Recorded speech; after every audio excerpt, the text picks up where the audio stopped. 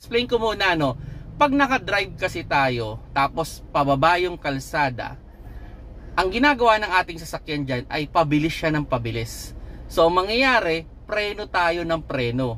Ang problema mga paps, pag yung preno natin ay nag-init yan o na-overuse natin yan, there's a tendency na hindi na yan kumapit. So, yun yung problema. Pag naka-drive tayo na pababa na yung sasakyan na preno tayo ng preno.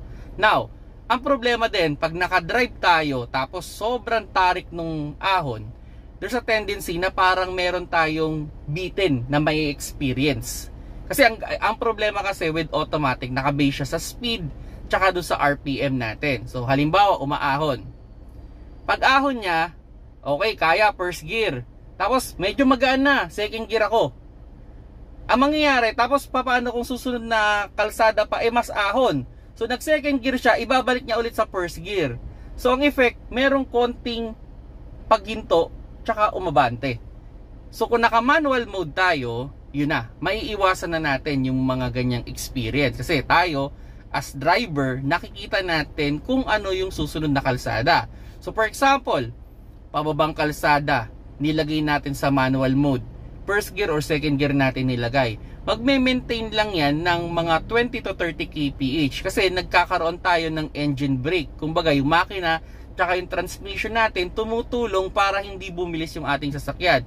So yung pag-apak natin sa preno hindi ganun karami o hindi ganun kadiin kasi yung ating sasakyan tumutulong yung makina tsaka yung transmission para hindi masyado siyang bumilis.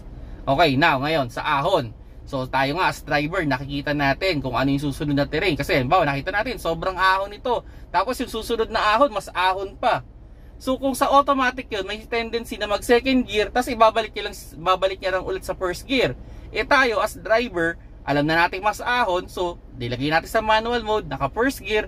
So kayang-kaya niyang ahonin yun na wala tayong may experience na parang paghinto o pag-change ng gear. So yun yung maganda, no? Pag naka manual mode tayo, mas maganda yung ahon, mas maganda yung pagbaba natin, especially pag loaded tayo.